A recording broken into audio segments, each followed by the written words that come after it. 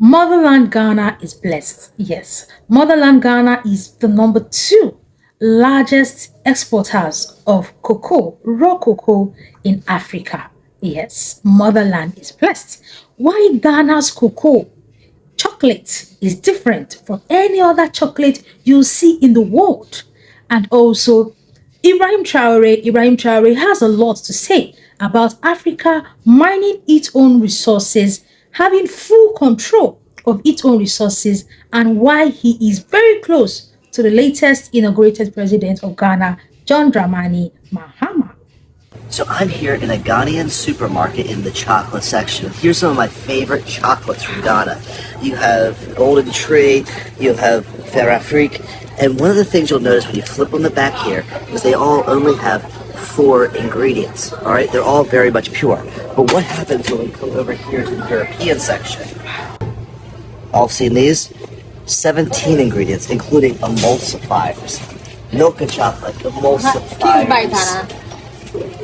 Everything. This one has emulsifiers, it has preservatives, a whole bunch of nasty stuff.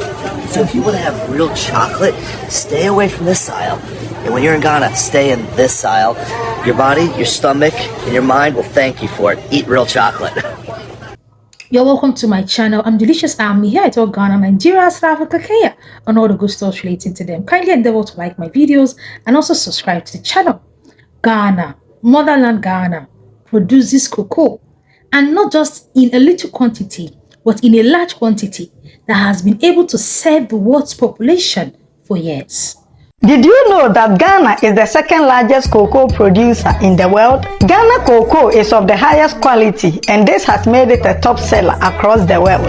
Cocoa was introduced into Ghana in 1879 by an agriculturalist called Tete Kwashi when he returned to the country with cocoa beans from the island of Fernando Po, which is now Bioko in Equatorial Guinea.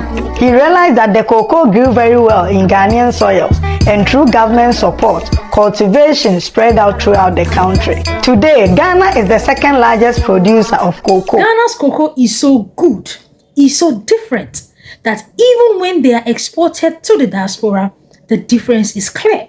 But Ghana has had its own fair share of neglect when it comes to cocoa farmers, cocoa production, and cocoa being a huge source of Ghana's exports. But before we go into those issues, let us watch videos of when Ibrahim Traore said something about Africans, being in full control of their resources, and also reactions of people talking about Ghana cocoa being different from any other cocoa you see in the world. Les questions que mes générations se posent sont les suivantes, si je peux me résumer. C'est de ne pas comprendre comment l'Afrique, avec tant de richesses sur notre sol, avec une nature généreuse, de l'eau, du soleil en abondance, l'Afrique est aujourd'hui le continent le plus pauvre. L'Afrique est un continent affamé.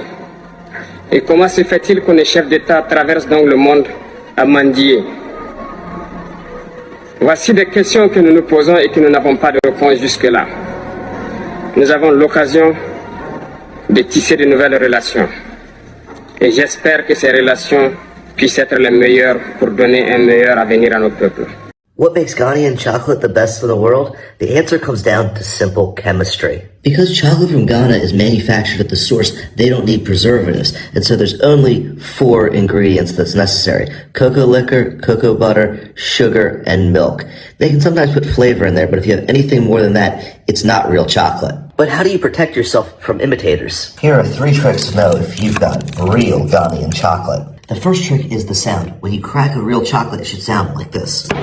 Another way to tell if you've got real Ghanaian chocolate is if you hold it in your hand for about 1 minute, it should start to melt and look like this. I know that looks a little bit gross, but that's what chocolate should look like at room temperature. And probably the best way to know if you have real Ghanaian chocolate is the taste.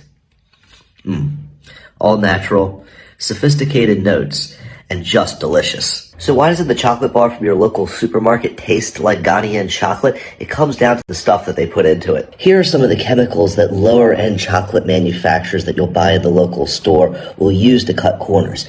They put in vegetable oils, Preservatives like soy-based lecithin, high-fructose corn syrup, emulsifiers like polyglycerol, and even edible wax to make it look shiny. No person or their family should be eating processed food every day of their life. So make the change to Ghanaian chocolate. I think you're going to be very happy and very satisfied. Ghana is blessed. Ghana has a way of standing out in whatever they do.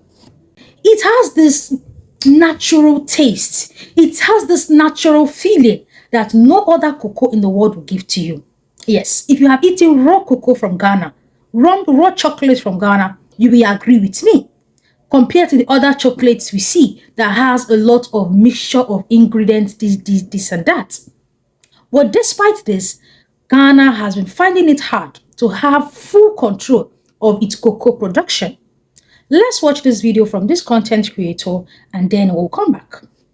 A trade dispute between Ghana and the European Union over chocolate might lead to a manufacturing revolution in Western Africa. Let me explain what's happening and why this little product here is going to be so important going forward. To the Western world, Africa has just been a place to get raw resources from, not a place to add value to those products. So the business model has always been go to Africa, secure whatever mineral rights you can get, and extract as much as you can from Africa as quickly as you can, and put those minerals either to Europe or to Asia for further manufacturing.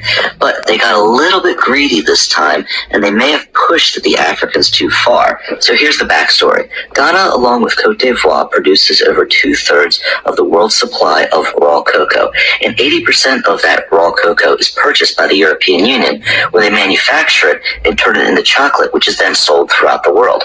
It's a $100 billion industry, of which Ghana only gets about 6%, which Ghana was okay with until the European Union started to threaten them with sanctions if they did not become more environmentally friendly. Ghana asked the European Union what they had to do to be more environmentally friendly, and one of the suggestions that was made was that Ghana could purchase carbon credits. Now, what's a carbon credit? That's essentially paying someone to not pollute. So what the European Union said to Ghana was, if you pay us not to pollute, we will overlook you not being environmentally sustainable. As you can imagine, this ticked off their government quite a bit. So the president of Ghana wanted to get in front of this issue and not have leverage over him, and he made a bold proclamation that Ghana would not sell cocoa in the same way they had been selling it to their Western trading partners. Instead, over 50% of the cocoa would be processed right in Ghana. Imagine motherland Ghana having this amount of cocoa but cannot process it to its finished product. Imagine a situation whereby Ghana can process its cocoa from the production, that is the planting, the harvesting, down to the finished product. The amount of resources that Ghana will get from this to sustain Ghana's economy. Just imagine that the over 1,000 tons of cocoa that Ghana exports to the diaspora, that they are finished products. Imagine the market this will create for Ghana, not just for the farmers, but it will greatly improve Ghana's import duties, Ghana's resources, and a whole lot. You all know any country that does more of import will always struggle when it comes to the economy. Countries that do very, very well are countries that have a huge export basis, because it is when you export, when you become a producer, that's when you'll be able to build a strong economy. If you are always consumption, you go nowhere. And I believe these are the things Captain Ibrahim Traore, the president of Burkina Faso, has been hammering on. According to him, he believes that Africa is blessed, Africa has a lot of mineral resources, and Africa should not be part of the poorest continents in the world. He made a lot of sense in that speech, because I don't know the reason why Africa should be blessed with the amount of resources it has, and yet when it comes to development, it looks like we are not developing as fast as we are supposed to. Just imagine a country like Ivory Coast being the #1 top producer of cocoa in the world, yet Ivory Coast cannot boast of a lot of amenities. Do you know how much Ivory Coast would have realized from cocoa trading if they are, exporting the finished products and not the raw products? It's just like you're exporting the raw product and getting just 5% of what you're supposed to get compared to when you are exporting the finished product. Imagine what Ivory Coast economy will be like. Because of some factors, Africa is just exporting its raw products, which is not supposed to be so. Imagine a country like Africa exporting crude oil to the diaspora to refine.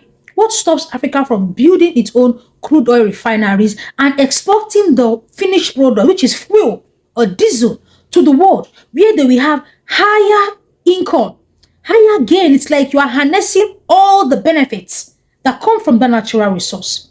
Africa can never get its full potential until it moves from consumption to production.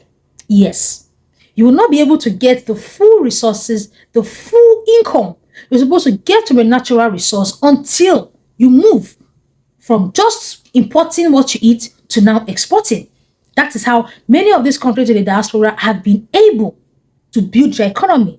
China, for example, China does more of exporting than, in fact, China hardly imports things. They only import raw materials and export. And you can see how the Chinese economy has grown over the years. Africa can do it, especially motherland Ghana, because the reviews I've seen from Ghana cocoa, Ghana chocolate, and even the ones I've eaten, I can tell you that if Ghana can not only produce cocoa, but also manufacture and refine it to its finished product, which is chocolate, Ghana's economy will boost like never before. And I believe that this is why Ibrahim Traore, the president of Burkina Faso, is, having so much faith and hope in the latest inaugurated president of Ghana, John Dramani Mahama, that with, this partnership, they will be able to harness more of Ghana's resources and export more finished products than raw materials. So feel free to drop your own opinions in the comment section. Once more, congratulations to Motherland Ghana on the inauguration of your latest president. Your president has this. Do well by liking the video. Do well by subscribing to the channel. I'm Delicious Army. I talk Ghana, Nigeria, South Africa, Kenya, and all the good stuff related to them. I'll definitely see you in my next time, guys. Bye. Bye.